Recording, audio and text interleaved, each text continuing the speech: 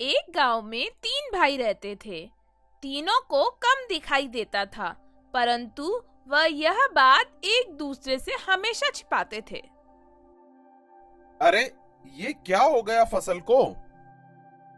भैया, हमारी सारी फसल सूख गई है। अरे फसल कैसे सूख गई? मैंने तो फसल को बराबर पानी दिया है। नहीं भैया, फसल पानी की वजह से नहीं, बल्कि कीटनाशक डालने की वजह से सूख गई है। कीटनाशक? परंतु हमने तो कीटनाशक डाला ही नहीं, हमने तो खाद डाली थी।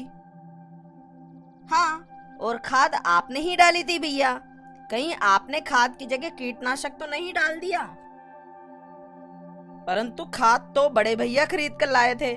भैया, कहीं आप खाद की जगह कीटनाशक तो नहीं ले आए? अरे नहीं नहीं, मैं अच्छे से देख कर लाया था, और छोटे भी तो था मेरे साथ। हाँ भैया, ठीक कह रहे हैं। तीनों भाइयों को पता था कि तीनों के कम दिखने की वजह से खाद की जगह कीटनाशक खेत में डाल दिया गया है, परंतु कोई भी अपनी गलती मानने को तैयार नहीं था। समय बीतता गया और तीनों भाइयों के कम दिखने के कारण नुकसान होता रहा।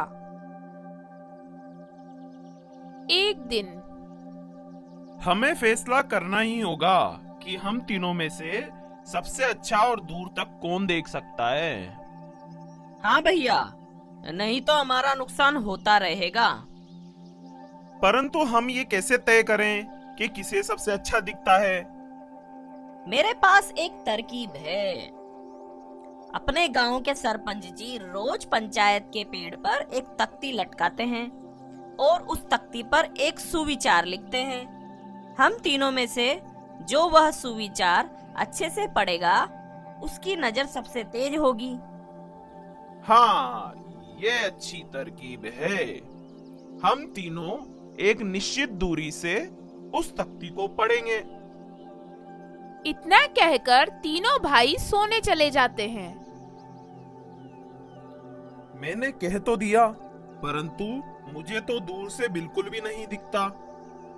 ऐसे तो कल मेरे भाइयों के सामने मेरी बेइज्जती हो जाएगी। एक काम करता हूँ, सरपंच जी के पास जाकर ही पूछ लेता हूँ कि वो कल तख्ती पर क्या लिखने वाले हैं।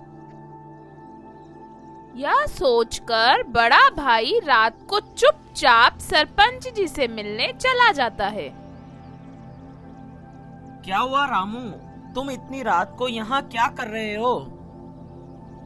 सरपंच जी, मुझे आपकी मदद चाहिए। क्या हुआ? सब ठीक है ना? हाँ, आप मुझे सिर्फ इतना बता दीजिए कि कल आप तख्ती पर क्या लिखने वाले हैं। परंतु क्यों? कल जब मैं तख्ती लगाऊंगा तब देख लेना। अरे नहीं, मैं कल तक नहीं रुक सकता, आप मुझे अभी बताइए। बड़े भाई के बहुत आग्रह करने पर सरपंच जी ने उसे बता दिया कि वे तख्ती पर क्या लिखने वाले हैं। बड़ा भाई खुशी खुशी घर लौट आया और सो गया। अब मझला भाई भी बड़े भाई की तरह ही डरा हुआ था, क्योंकि उसे भी पता था कि वह ज्यादा दूर तक नहीं पढ़ पाएगा। इसलिए वह भी चुपचाप सरपंच के घर चला गया। क्या हुआ श्याम?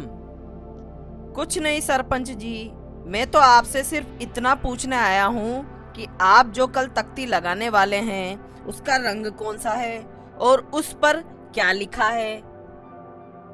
शाम के कहने पर सरपंच जी ने उसे भी तख्ती के बारे में सब कुछ बता दिया। इसी तरह तीसरा भाई भी सरपंच से पूरी जानकारी लेकर वापस आकर चुपचाप सो गया। अगली सुबह तीनों भाई जल्दी उठे और पंचायत के पेड़ से जहां तख्ती लगती थी उससे कुछ दूरी पर जाकर खड़े हो गए। सबसे पहले मैं बताऊंगा तख्ती पर क्या लिखा है। हाँ हाँ भैया, आप बड़े हैं, सबसे पहले आप ही बताइए तख्ती पर क्या लिखा है। तख्ती पर लिखा है कि असली शिक्षा ईमानदारी है। इस पर मजला भाई शेखी बखारते हुए बोला।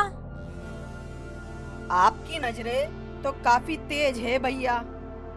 आपने तख्ती पर जो लिखा है वो तो सही पढ़ा है, परंतु आप क्या यह बता सकते हैं कि तख्ती किस रंग की है?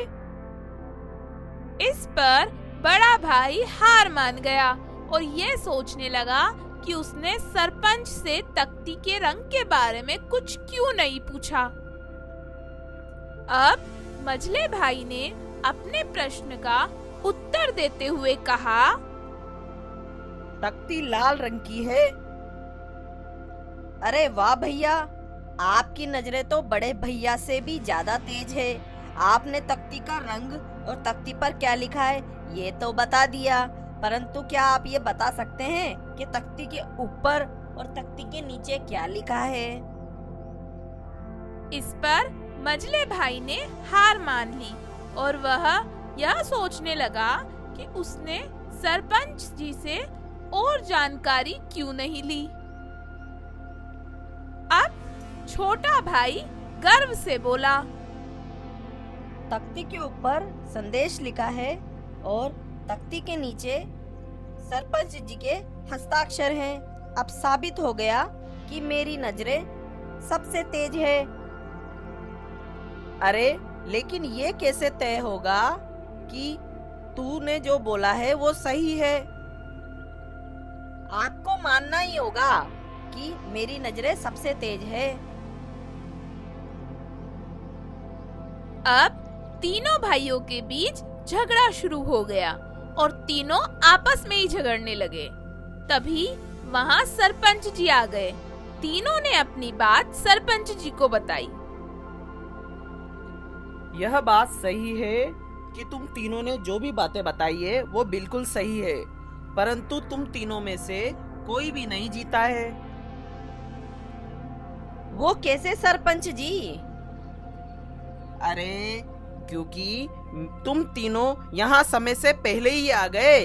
मैंने अभी तक वहाँ तख्ती लटकाई ही नहीं है। इस पर तीनों भाई एक दूसरे का मुंह ताकने लगे और अपनी बेवकूफी पर शर्मिंदा थे।